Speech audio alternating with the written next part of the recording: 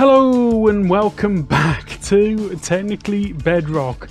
Now, it's been a while and I'm really sorry about that, guys, but I've been spending some time doing some testing on things and hopefully you've seen some of the results and hopefully it's helpful anyway. So yeah, I'm sorry it's been a while since we've been here, but we're back and we're going to be doing some stuff today. But first things first, let's actually have a look at a couple of things that I've been doing between the last episode and this one, and it's been a while, so I've done a couple of things. So let's have a look around. I'm obviously in the Nether here. I dug a big tunnel, and at the other end of this tunnel, because what I was looking for was actually a fortress, so I just thought I'm going to head out in one direction. We headed off in that direction, didn't find anything. Headed off in that direction, no, that direction, found a lava lake, and I headed off in this direction. I actually found a fortress, and it's quite a way down here, and once I found the fortress I came back and thought I'd widen this tunnel a bit so that I've got some space to consider decorating it and making it all look better. And there's quite a lot of netherrack lying around here, but anyway, I'm going to take you down to the other end of the tunnel and we're going to have a quick look at the fortress. Right, here we are. This is the fortress right ahead of us, and I just happened to be lucky enough to find a fortress on my way in this direction.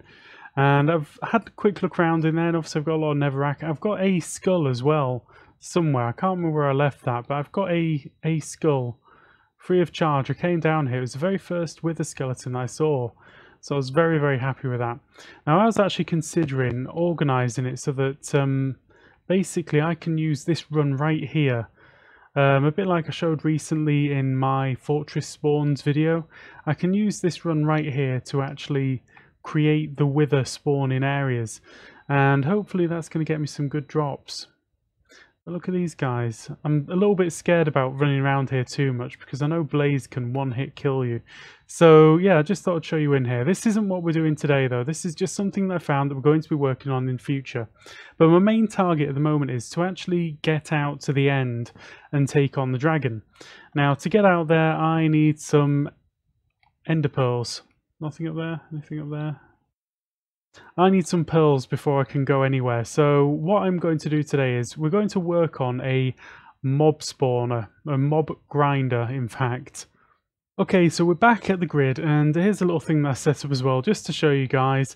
I set myself up a little auto furnace system, and I've got the things that I want to burn in here. I've got some fuel, or I would have some fuel. Got some fuel going on in there, and then down here I've got the drops coming out, and I've been using lava because I've got a lava lake not that far from the entrance to the Nether portal. So I've just got this thing that's on a timer. It's pushing the furnaces back and forth every so often, and it's just going to empty out anything that's in here, refill the fuel and top it up for any stone. So yeah, I haven't got that much left in there, and I've got a nice amount of stone ready to go. Okay, so here's the plan. I'm going to head out there and I'm going to organise a second ticking area right next to this one. So it matches up exactly to the one that's already here, but over in that direction. And I'm going to lay out some mob spawning grinder thingies. A simple way to get some drops, really, from the mobs. And it's going to go out there and I'm going to use the surface spawns. And yeah, maybe I should just get on and do some stuff, and then you might actually get an idea of what I'm talking about, because I'm being a bit garbled right now. So let's get on with this and see what we get. Okay, so I've got a few chunks marked out over here. So as you can see, I came straight out from the middle of over that direction and came straight out over here and created a new center chunk. Now from this center chunk I've marked out 3 chunks there, I've marked out 3 chunks there, and 4 chunks right there. Now, if you've seen the mob farm concept idea that I put out last week or a couple of weeks ago or something, you'll sort of know exactly what I'm doing. So the idea is that each one of these has its own density cap, and that means that I can get 8 mobs in that area that aren't going to affect 8 mobs in that area or 8 mobs in that area. So none of them are going to overlap. So there's 4 chunks in between each one. Let's say you've got 1, 2, 3, 4. And then going in that direction, I've got 1, 2, 3, and then 4. So none of them are going to overlap with each other. So I should be able to get 3 different density caps. Now I can just see out the corner of my vision there an island. Now I'm going to have to go over there, and I'm going to have to light up the island. Can you see out the corner of the vision? And I'm going to have to make sure that nothing spawns on there, because that looks like it is almost certainly within 64 blocks of that corner. Now, this is the thing that I need to do, is just make sure that I've got nothing in range of any of this. so that I should get ideal spawns on all of it.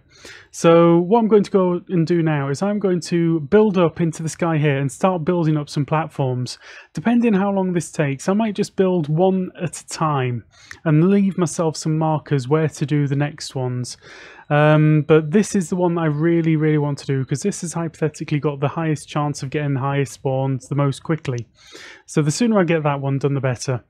Now, before I do that, I am going to do some further checks and just make sure that absolutely everything is 100% correctly chunk aligned, because that's really important. Now let's see if I can get down from here safely, and I'm going to go and start work on that one. Okay, and we're back. Now, it's been a little bit of time since I actually made the last little bit of recording, and I've been grinding out and doing a few things in between the cuts. So as you can see, out of the corner there, you can see a little bit of work that's been going on over there, but we're going to go over there and have a look at that in a moment. But I've laid out a little bit of flooring down here because I was waiting for some things to smelt up and all that kind of thing. So I thought, well, why don't I get busy whilst I'm doing it? So I put down some flooring at last, and I'm going to do some more of this between episodes because it's quite satisfying to have a nice area that I can actually walk over without any problems. Right, so heading over here. As you can see, I've done a bit of work right there. Now you can see the corner of the mob farm. If I stand like that, you can just about see a bit more of it. And as you can see, the chunks behind there haven't actually loaded in yet, so you can see it's nicely chunk aligned as well. So let's go over and have a proper look at this and see what we've got. Now from here you got quite a good view of it. It's basically the huge platform which I did before in the mob spawner or mob farm tutorial or concept video that I did, and that's it. Just up there I've done a glass tube. It's pushing the mobs into the middle, they drop down, they die, I get the drops. Really very straightforward, but we'll go up and have a quick look at that in a moment or two. Now to actually get my smelting going a little bit more, I built this possibly super smelter. I don't know if you'd call it a super smelter. I think it's pretty super. Let's see this running. I don't have anything to smelt. I've smelted everything. I've been enjoying this far too much. Now, if I just go over here, I can put a dot of that there and a bit of that there, and we should start to see what's going on. So what happens is I put my items to be smelted in there, as many of them as I want. I put my burning items in the back there, so that's my fuel, and this is my output. So I've got all of this in the output, and what happens is I've got it set up on a timer so that the furnaces get pushed around in a loop. Oh, that one didn't fire. Why didn't that one fire? What happened? Something went wrong just when I was about to demonstrate it. Okay, so there we go. It's back in sync now. Now the idea is that the timer gets down, it pushes the furnaces across, then it puts them in a bit of a loop, and then we get back down here. So basically I'm just passing the furnaces in this area, and they stay in this area just long enough to get filled from absolute 0 to 64 items in the slots.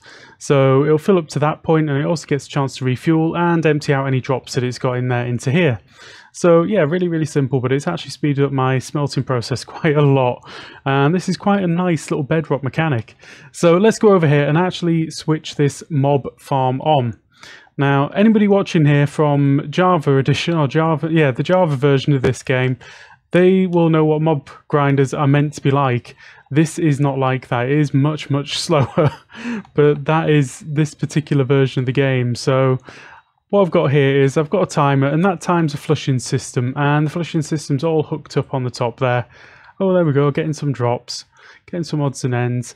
I've been AFK in here on and off, but what I really wanted was the enderpearls. I need the enderpearls because I really want to go to the end soon, because I've got plans for that area. So yeah, this is it, all up and working. Let's go up to the top and have a look at exactly what's going on up there. Okay, so I've switched the water off for a little bit so we can have a quick look at this. Now the idea is that the mobs are going to get flushed from wherever they are on here down into the middle and drop down this hole. Now, I've just noticed I've had a few spiders clinging on up here, which is not good. I need to find a way to get the spiders off and not to cling on. I'm going to try a different block down the corner here, see if that makes a difference, because I don't know if they can grab onto glass panes or what. But you know, it all needs testing, but this is just my early game version just to get me started. I want to improve this quite substantially, but for now it is going to get me the drops I want.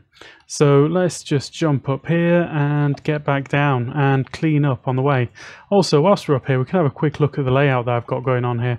So that's my AFK spot, and that is where I'm going to have 3 chunks of a mob farm, very similar to this one. I might do a different design over there though and just test rates. And then I've got another 3 chunks right there.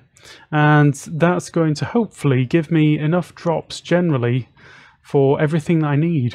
And once I've got going to the end, and hopefully once I've found some witch huts, then I can start getting all of the other things I want. Okay, so that is everything that I've got time for today. It took quite a while in between the cuts to actually get all the resources together and lay out a few things and spend some time waiting for things to go and all that kind of thing. Just to smelt things took a while. Because all of the nether brick that I used up there is actually from netherrack, so that's all been smelted in the smelter behind me, and I've crafted it all up and it's all gone up there to be used in the farm. So yeah, I'm kind of happy with that. So it's going to get me going, but hopefully next episode we're going to go and have a look and try and find a stronghold. Now that I've got my enderpearls going, I'm happy to go out and start looking for a stronghold and start trying to get myself going to the end. I'm just hoping that my stronghold is not so far away, but we'll see. We shall see. I'm not going to make any promises that we're going to get too far next episode, but we're definitely going to go and try and find our way to the end. And maybe the dragon fight comes the episode after. Now, I've heard the dragon is especially hard in this version, so I'm looking forward to that a lot, because I normally go in wearing leather armor or something, because it's no big deal to take on the dragon in Java Edition. So yeah, I'm looking forward to taking on the dragon in Bedrock Engine. So anyway guys, finally just want to say thank you very much for watching, and I hope you enjoyed this episode. Now don't forget, if you did, please do leave a like, and I hope to see you again soon. Goodbye!